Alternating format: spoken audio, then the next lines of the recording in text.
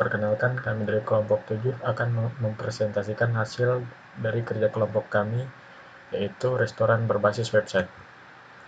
Kelompok 7 terdiri dari 1. Sylvia Yuliani Ningrum, yang kedua Ayu Pujiastuti, yang ketiga Eka Retno, yang keempat Dewi Christine, yang kelima Noni Margawari Ruhat, yang keenam Dennis Christian, yang ketujuh Harsandi, yang kedelapan yaitu Tarigan John Gary.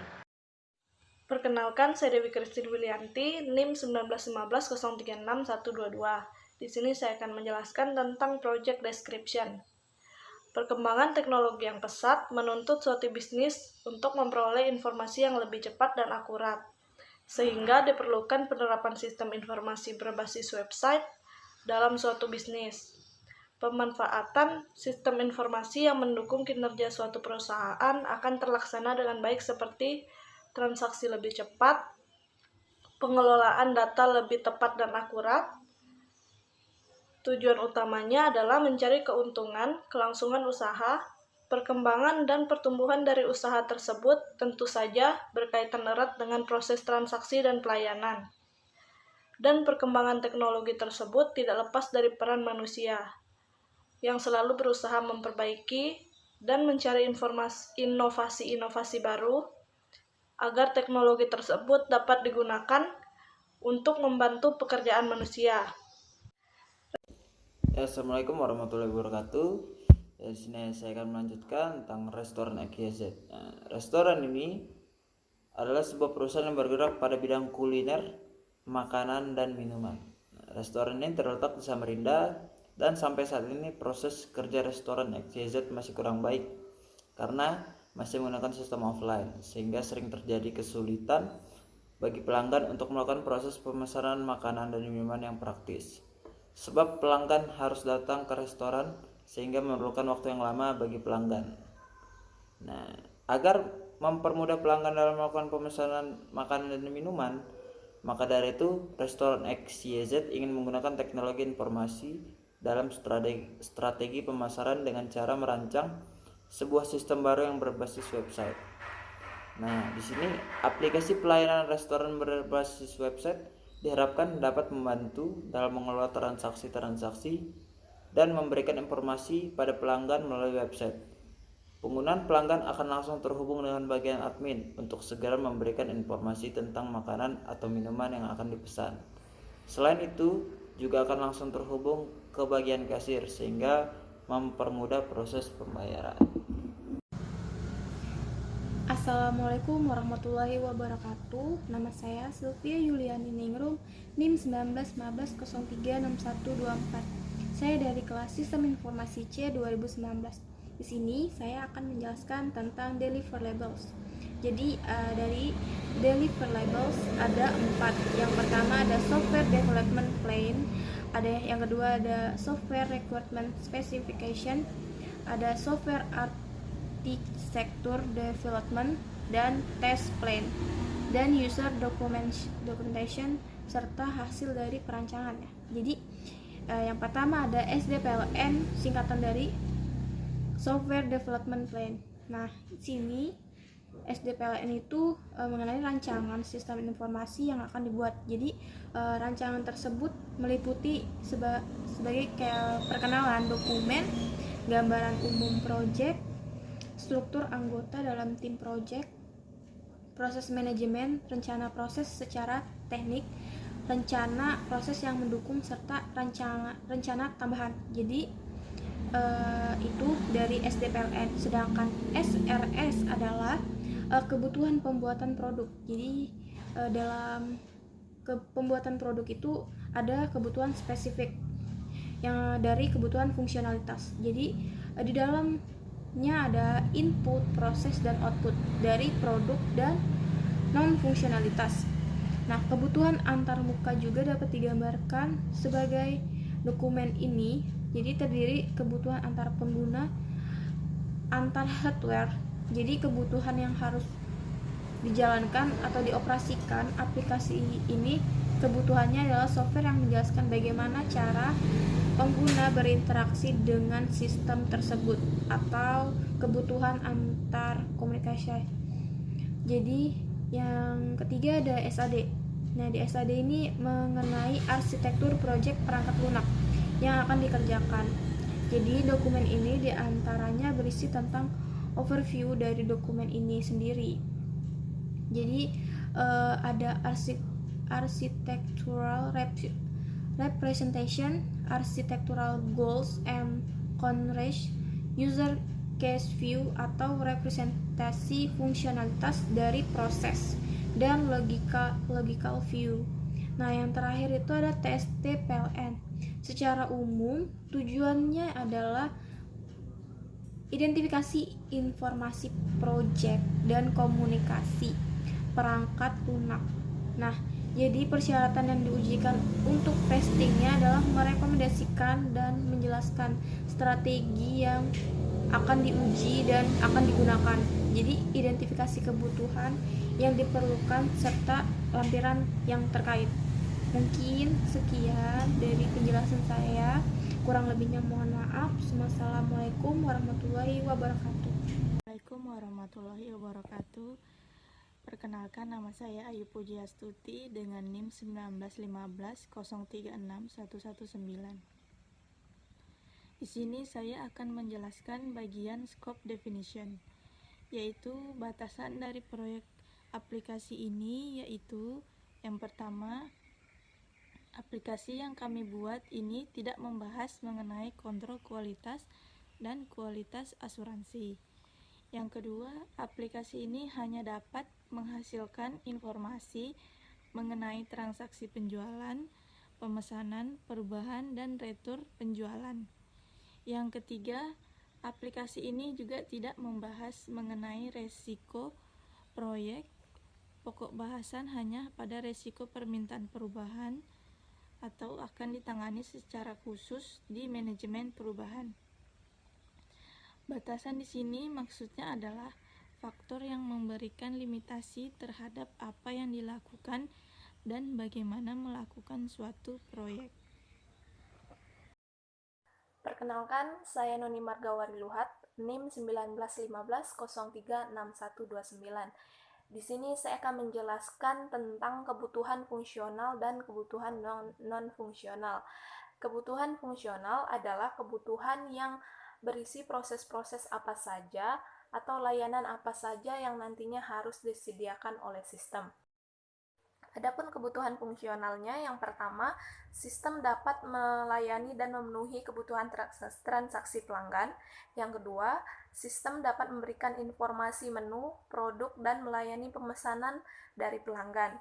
Yang ketiga, sistem dapat mempermudah admin dalam memproses dan melakukan kegiatan pengolahan data pesanan secara jelas, tepat, dan akurat.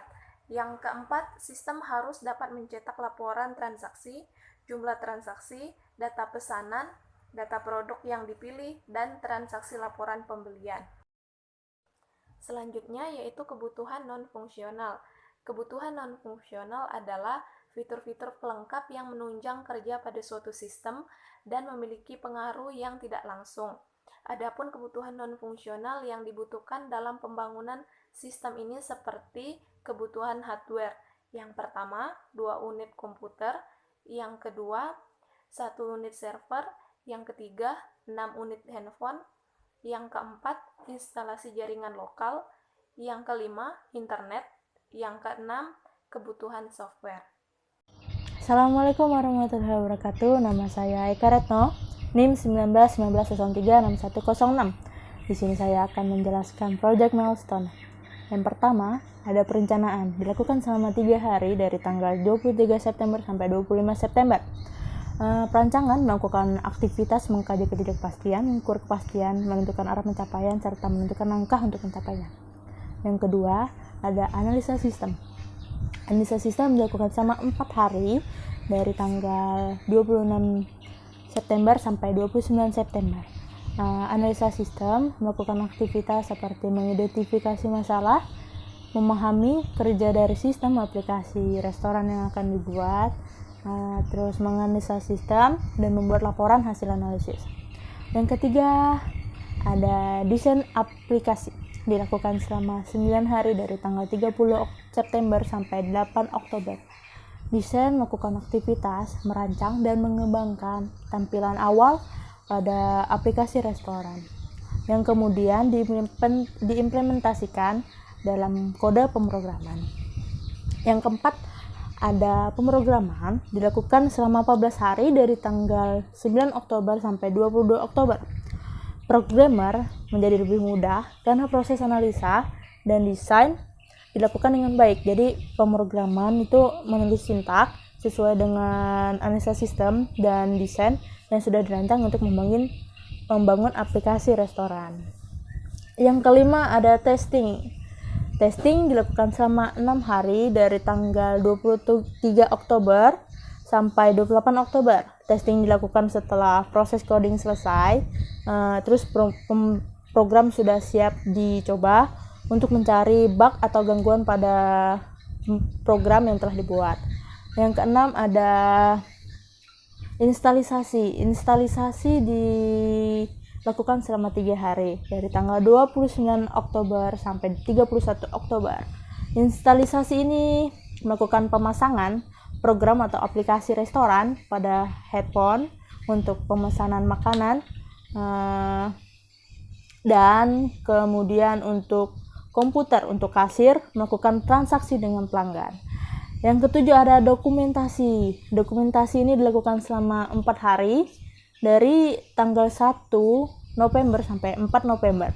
Dokumentasi ini membuat informasi atau bukti resmi yang berfungsi sebagai catat kegiatan dari yang dilakukan dalam pembuatan aplikasi. Yang kedelapan ada pelatihan. Dilakukan selama 3 hari dari tanggal 5 November sampai 7 November. Pelatihan ini dimaksud untuk melakukan percobaan sistem aplikasi dengan pelanggan. Yang kesembilan, yang terakhir, ada penyusunan laporan. Penyusunan laporan ini dilakukan selama 6 hari dari tanggal 9 November sampai 14 November. Penyusunan laporan ini membuat latar belakang proyek yang sedang dikerjakan, terus deskripsi, tujuan, ruang lingkup, tim yang berpartisipasi, dan durasi proyeknya, dan ya sebagainya. Sekian dari saya. Wassalamualaikum warahmatullahi wabarakatuh. Assalamualaikum warahmatullahi wabarakatuh. Saya Arsandi. Saya akan melanjutkan presentasi dari Saudari Eka. Selanjutnya di sini ada tabel. Dalam tabel ini ada jenis pengeluaran dan biaya.